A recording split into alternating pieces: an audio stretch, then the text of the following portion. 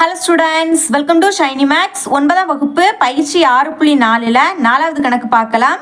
கர்ணம் 10 centimetre மற்றும் ஒரு செங்கோண அளவு 24 டிகிரி 24 மினிட்ஸ் கொண்ட ஒரு செங்கோண முக்கோணத்தின் பரப்பு காண்க. ஃபஸ்ட்டு செங்கோண முக்கோணம் வரைஞ்சிக்கலாம். சரிங்களா? ஓகே, இந்த மாதிரி தான் நீங்கள் வரைஞ்சிக்கணும். இப்போ இது ஏ, இது பி, இது சி. இந்த பி கோணம் தான் நம்மளுக்கு செங்கோணம். செங்கோணம்னா 90 டிகிரி. அப்போ 90 டிகிரிக்கு எதிரில் இருக்கக்கூடிய ஏசி இதுதான் என்னன்னா கர்ணம்.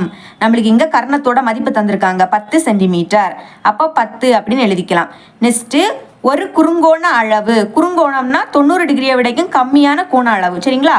அப்போ இந்த ஏ கோணத்தை எடுத்துக்கலாம். இங்கே டீட்டாவோட மதிப்பு தந்திருக்காங்க 24 டிகிரி 24 மினிட்ஸ் எழுதிக்கலாம். 24 டிகிரி 24 மினிட்ஸ். இப்போ டீட்டாக்கு எதிரில் இருக்கக்கூடிய இதுதான் என்னது எதிர்பக்கம். அப்புறம் இது ரெண்டு தள்ளி பாக்கியாக இருக்கக்கூடிய இதுதான் என்னது அடுத்துள்ள பக்கம். சரிங்களா? ஓகே, நெக்ஸ்ட் பாருங்க, நம்ம இங்கே என்ன கண்டுபிடிக்கணும்? முக்கோணத்தின் பரப்பு கண்டுபிடிக்கணும். அப்போ முக்கோணத்தின் பரப்பு கண்டுபிடிக்கக்கூடிய ஃபார்முலாவை எழுதிக்கலாம். முக்கோணத்தின் பரப்பு is equal to 1/2 into b into h சதுர அலகு. சரிங்களா? ஓகே, இப்போ பாருங்க 1/2 பின்னா என்னன்னா அகலம். அகலம்னா இது ஏபி. சரிங்களா? எழுதிக்கலாம் இன்டு ஏபி.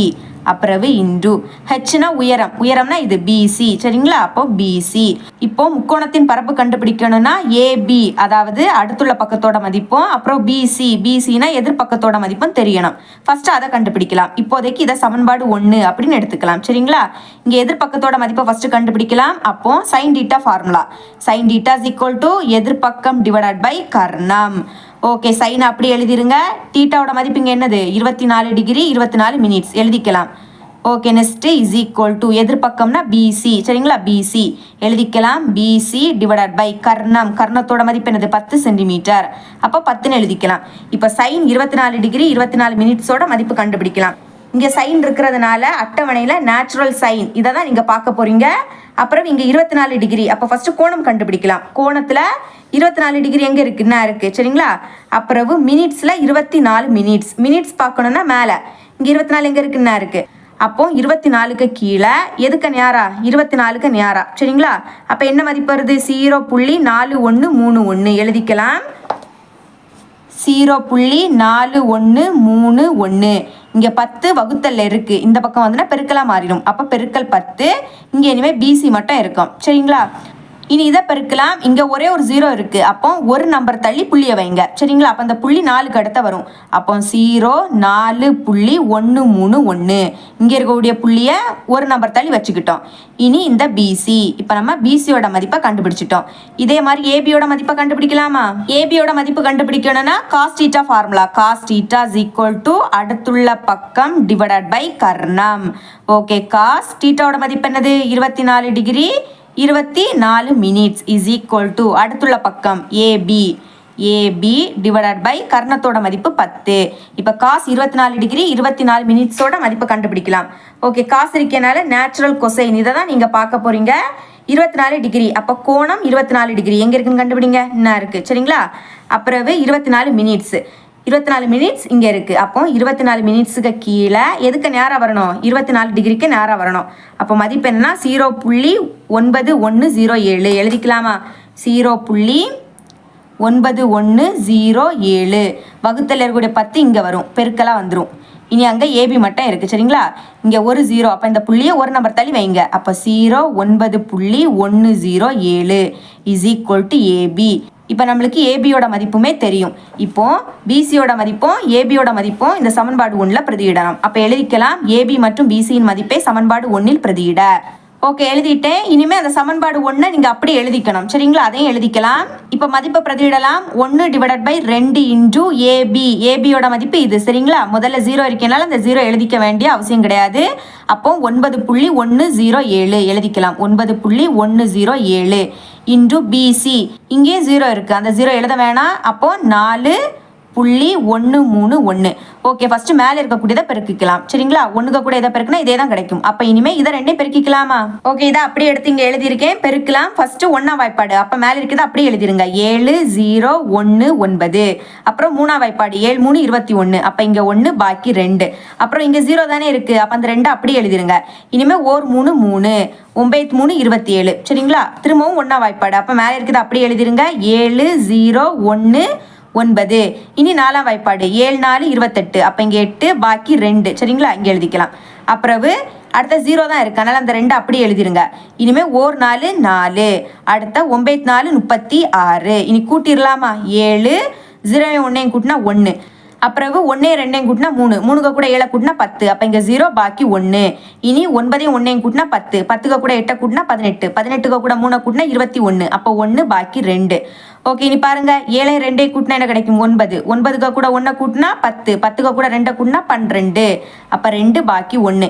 இனிமே 2 1 கூட்டினா 3. 3 கூட 9 கூட்டினா 12. 12 கூட 4 கூட்டினா 16. அப்போ 6 பாக்கி 1. 6 1 கூட்டினா 7. இந்த 3 அப்படியே எடுத்து எழுதிருங்க. ஓகே, இப்போ பாருங்க இங்கே 3 நம்பர் தள்ளி புள்ளி இருக்கு, இங்கேயே 3 நம்பர் தள்ளி புள்ளி இருக்கு. அப்போ மொத்தமாக 6 நம்பர் தள்ளி நம்ம புள்ளி வைக்கணும். 1 2 3 4 5 6 புள்ளி இங்கே வரும்.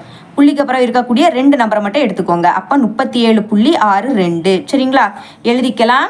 மேலே பெருக்குனா என்ன கிடைக்குதுன்னா 37.62. டிவைடருக்கு கீழே 2 மட்டும் இருக்குது. இனிமேல் இதை வகுத்தாலே போதும். வகுக்கலாமா? 37.62. இதை நம்ம 2ஆல் வகுக்க போகிறோம். 3ல் 2 ஒரு வாட்டி தான் இருக்குது. 2 2 கழிச்சா 1 கிடைக்கும். இனி அடுத்த 7 இறக்கிக்கலாம். இனிமேல் 8 2 என்னது? 16. அப்போது 17 இருந்து 16 கழிச்சா 1. அடுத்த இந்த 6 இறக்கிக்கலாம். திரும்பவும் என்னது? 8 2 16 கழிச்சா 0 கிடைக்கும். அடுத்த இந்த 2 இறக்கிக்கலாம். 2 2 கழிச்சா 0 வந்துடுச்சு. இனிமேல் இங்கே 2 நம்பர் தள்ளி புள்ளி இருக்குது, நம்மளும் 2 நம்பர் தள்ளி புள்ளி வைக்கணும். அப்போ வகுத்தா என்ன கிடைக்குது? 18.81. சரிங்களா, சதுர அலகு. அப்போ சதுர அடுத்த அலகு நம்மளுக்கு என்ன கொடுத்துருந்தாங்க? சென்டிமீட்டர்னு கொடுத்துருக்காங்க. அப்போ நம்மளும் சென்டிமீட்டர்னு எழுதிக்கணும். சரிங்களா, இல்லாட்டா ஒன்லி நீங்கள் சதுர சென்டிமீட்டர் எழுதிக்கணும், இல்லாட்டா சென்டிமீட்டர் ஸ்கொயர்னு எழுதிக்கணும், உங்கள் விருப்பம் தான். ஓகேங்களா, ஃபைனலாக ஆன்சர் எடுத்து எழுதிக்கலாமா? முக்கோணத்தின் பரப்பு = 18.81 சென்டிமீட்டர் ஸ்கொயர். உங்கள் புக்கில் சென்டிமீட்டர் ஸ்கொயர் தான் எழுதியிருக்காங்க, அதை தான் நானும் இங்கே ஃபாலோ பண்ணிக்கிட்டேன். ஓகே, இவ்வளோ தான் இந்த சம். இது 5வது கணக்கு பார்க்கலாம். 5 மீட்டர் நீளமுள்ள ஓர் ஏணியானது சுவற்றிலிருந்து 4 மீட்டர் தொலைவில் அடிப்பாகம் தரையை தொடுமாறு சுவற்றின் மீது சாய்த்து வைக்கப்பட்டுள்ளது. அதாவது என்னன்னா, இப்போ இங்கே ஒரு சுவர், சரிங்களா, இந்த சுவற்றின் மீது ஒரு ஏணியை சாய்ச்சி வச்சுருக்காங்க. அந்த ஏணியோட நீளம் எவ்வளோனா 5 மீட்டர். அப்போ இது 5 மீட்டர்னு எழுதிக்கலாம். ஓகேங்களா, இனிமே இந்த சுவற்றின் அடிப்பாகத்துக்கும் இந்த ஏணியோட அடிப்பாகத்துக்கும் இடையே உள்ள தொலைவு எவ்வளோனா 4 மீட்டர். ஓகே, இனி பாருங்க, எனில் ஏணி தரையுடன் ஏற்படுத்தும் கோணம் காண்க. அதாவது இந்த ஏணி இந்த தரையுடன் ஏற்படுத்தக்கூடிய கோணம் கண்டுபிடிக்கணும். கோணம்னா டீட்டாவோட மதிப்பு என்ன, அதை தான் நம்ம கண்டுபிடிக்க போகிறோம். ஓகேங்களா, டீட்டாக்கு எதிரில் இருக்கக்கூடிய இது எதிர்பக்கம். இனி இது 90 டிகிரி. 90 டிகிரிக்கு எதிரில் இருக்கக்கூடிய இது வந்து கர்ணம். அப்புறம் பாக்கி இது வந்து அடுத்துள்ள பக்கம். ஓகே, நேம் கொடுக்கலாம் ABC. சரிங்களா, இனி பாருங்க, நம்மளுக்கு இங்கே டீட்டா கண்டுபிடிக்கணும். அப்போ நம்மளுக்கு இங்கே கர்ணத்தோட மதிப்பும் அடுத்துள்ள பக்கத்தோட மதிப்பும் தெரியும். இது ரெண்டுமே வரக்கூடிய ஃபார்முலா எதுன்னு பார்க்கணும். ரெண்டுமே எதில் வரும்? காஸ் டீட்டாவில் தான் வரும். காஸ் டீட்டா அடுத்துள்ள பக்கம் டிவைடட் பை கர்ணம். ஓகே, காஸ் டீட்டாவை அப்படியே எழுதிக்கலாம். நெக்ஸ்ட்டு அடுத்துள்ள பக்கம், அடுத்துள்ள பக்கத்தோட மதிப்பு என்னது? 4 மீட்டர். அப்போ 4 டிவைடட் பை கர்ணத்தோட மதிப்பு 5. அப்போ 5. இனிமேல் 4 5ஆல் வகுக்க போகிறோம். மேலே இருக்கக்கூடிய 4 உள்ளே எழுதிக்கோங்க. சரிங்களா, அப்போ 4 கீழே இருக்கக்கூடிய 5 வெளியே எழுதிக்கோங்க. இப்போ 5 4 விடைக்கும் பெரிய நம்பர், அதனால புள்ளி வச்சுக்கிட்டு ஒரு 0 எழுதிக்கலாம். இப்போ பாருங்க, 8 5 40 கழிச்சா 0 கிடைக்கும். புள்ளிக்கு முன்னாடி எதுவும் இல்லாட்டா 0. அப்போ வகுத்தா என்ன கிடைக்குது? 0.8ன்னு கிடைக்குது. எழுதிக்கலாமா? =0.8. இங்கே என்னது இருக்குது? Cos theta. இப்போ 8க்கு அப்புறம் எதுவுமே இல்லை, அதனால் 3 0 எழுதிக்கோங்க. 8க்கு அப்புறம் எதுவும் இல்லாட்டா 0 எழுதினாலும் பிரச்சனை கிடையாது. இப்போ டீட்டாவோட மதிப்பை கண்டுபிடிக்கலாம். அதுக்கு இங்கே காசு இருக்கா, அதனால நேச்சுரல் கொசைன் அதை தான் நீங்கள் பார்க்க போகிறீங்க. நெக்ஸ்ட்டு 0.8000 அது எங்கே இருக்குன்னு தேடலாம். நீங்கள் தான் தேடி கண்டுபிடிக்கணும். சரிங்களா, அது வந்து கீழே இருக்கும். அதாவது 0.8000 பாருங்க, 0.8007 அப்புறம் 0.7997. இந்த 2 நம்பருக்கும் இடையில தான் நம்மளுக்கு தேவையான நம்பர் இருக்கு. அப்போ இந்த 2 நம்பரை பார்த்துக்கோங்க. சரிங்களா, நம்மளுக்கு இங்கே காஸ் டீட்டா இருக்கு. நான் இதுக்கு முன்னாடி சொல்லி தந்திருக்கேன். காஸ் டீட்டா இருந்துன்னா அந்த 2 நம்பர்ல பெரிய நம்பர் எதுவோ அதை தான் நீங்கள் எடுக்கணும். பெரிய நம்பர்னா இது சைனும் டேனும் இருந்துன்னா சின்ன நம்பர் எடுக்கணும். அப்போ பெரிய நம்பர் தான் நம்மளுக்கு இப்போ தேவை. காசு இருக்கனால பெரிய நம்பர். சரிங்களா, ஓகே. இப்போ பாருங்க, இங்கே 7 இருக்கு. ஆனால் நம்மளுக்கு கொஸ்டின்ல என்னது? லாஸ்ட் 0 இருந்து. அப்போ 7 எதால கழிச்சா 0 ஆகும்னு பார்க்கணும். 7ஆல் கழிச்சாதான் 0 ஆகும். அப்போ பொது வித்தியாசத்தில் இதுக்கு நேரம் 7 இருக்கான்னு பாருங்க, என்ன இருக்கு. சரிங்களா? அப்போ இதுவும் ஃபர்ஸ்ட் கோணம் கண்டுபிடிக்கலாம். கோணம்னா இதே வரிசையில் கோணம் எங்கே இருக்கு பாருங்க, இதே வரிசையில் இருக்கக்கூடிய கோணம் 36. ஓகே, கோணம் கண்டுபிடிச்சிட்டோம். இனிமேல் இதுவும் இந்த 7ம் இது எந்த மினிட்ஸுக்கு கீழே வருதுன்னு கண்டுபிடிக்கணும். சரிங்களா? அப்போ நேரம் வாங்க மேலே. ஓகே பாருங்க, இங்கே 48 மினிட்ஸ், இங்கே என்னது பொது வித்தியாசம் 4. இப்போ இதை ரெண்டையும் கூட்டுங்க. 48 4 கூட்ட என்ன கிடைக்கும்? 52 மினிட்ஸ்னு கிடைக்கும். அப்போ எழுதிக்கலாம் காஸ். ஃபர்ஸ்ட் கோணம் எழுதணும். கோணம் என்ன கண்டுபிடிச்சோம்? 36 டிகிரி. அப்புறம் மினிட்ஸ் என்னது? 52 மினிட்ஸ். அதாவது 48ஐயும் 4ஐயும் கூட்டினா 52. சரிங்களா? இஸ் ஈக்குவல் டு, இது அப்படி எழுதிருங்க, 0.8000. இப்போ பாருங்க, இங்கேயும் காஸ் இங்கேயும் காஸ், இதே மதிப்பு தான் இங்கே இருக்கு. அப்போ டீட்டா கூட பிளேஸ்ல என்னது இருக்கு? 36 டிகிரி 52 மினிட்ஸ் எழுதிக்கலாம். Theta is equal to 36 degree 52 minutes. இதை தான் கொஸ்டின்ல கேட்டிருந்தாங்க. அப்போ ஃபைனலாக எப்படி எழுதிக்கணும்னா, ஏணி தரைப்பகுதியுடன் ஏற்படுத்தும் கோணம் theta is equal to 36 degree 52 minutes. இந்த மாதிரி எழுதிக்கணும். சரிங்களா? இவ்வளவு அந்த சம். இது 6வது கணக்கு பார்க்கலாம். கொடுக்கப்பட்ட படத்தில் HT என்பது நேரான ஒரு மரத்தின் உயரத்தை குறிக்கிறது. நம்மளுக்கு இங்க ஒரு படம் தந்திருக்காங்க. இங்க HT தான் என்னன்னா நேரான ஒரு மரத்தோட உயரம். சரிங்களா? நெக்ஸ்ட், மரத்தின் அடிப்பாகத்தில் இருந்து 60 மீட்டர் தொலைவில் உள்ள P என்ற புள்ளியில் இருந்து, அதாவது மரத்தோட அடிப்பாகத்தில் இருந்து P என்ற புள்ளி, சரிங்களா, இந்த ரெண்டுக்குமே இடையில உள்ள தொலைவு எவ்வளவுன்னா 60 மீட்டர்னு தந்திருக்காங்க. அப்புறம் P என்ற புள்ளியிலிருந்து மரத்தின் உச்சியின் ஏற்ற கோணம், அதாவது கோணம் P 42 டிகிரி. சரிங்களா? கோணம் P என்னன்னா 42 டிகிரி எனில் மரத்தின் உயரத்தை காண்க. அதாவது இந்த மரத்தோட உயரம் என்ன, அதை கண்டுபிடிக்கணும். HTயோட மதிப்பை தான் கண்டுபிடிக்க போறோம். ஓகே, இந்த படத்தை நான் இங்க வரைஞ்சிருக்கேன். சரிங்களா? ஓகே, இப்ப பாருங்க, டீட்டாக்கு எதிரில் இருக்கக்கூடிய இதுதான் என்னது? எதிர்பக்கம். அப்புறம் 90 டிகிரிக்கு எதிரில் இருக்கக்கூடிய இது கர்ணம். பாக்கி இதுதான் என்னது? அடுத்துள்ள பக்கம். இங்க நம்மளுக்கு எதிர்பக்கத்தோட மதிப்பு தான் தேவை. அப்போ எதிர்பக்கமும் அடுத்துள்ள பக்கமும் வரக்கூடிய ஃபார்முலா எது? டான் டீட்டாலையும் வரும், காட் டீட்டாலையும் வரும். நான் இங்க டான் டீட்டாவை எடுத்துக்கிறேன். Tan theta is equal to எதிர்பக்கம் டிவைடட் பை அடுத்துள்ள பக்கம். Okay, Don எழுதிருங்க. டீட்டோட மதிப்பு என்னது? 42 டிகிரி. அடுத்த இஸ் ஈக்குவல் டு எதிர்பக்கம், அதுதான் என்னன்னா HT. சரிங்களா? HT டிவைடட் பை அடுத்துள்ள பக்கத்தோட மதிப்பு 60. இப்போ tan 42 டிகிரியோட மதிப்பு கண்டுபிடிக்கலாம். இங்க tan இருக்கிறதுனால நேச்சுரல் டான்ஜென்ட் இதை தான் நீங்க பார்க்க போறீங்க. சரிங்களா? அப்புறம் இங்க 42 டிகிரி. அப்போ கோணம் 42 எங்க இருக்குன்னு பாருங்க, என்ன இருக்கு.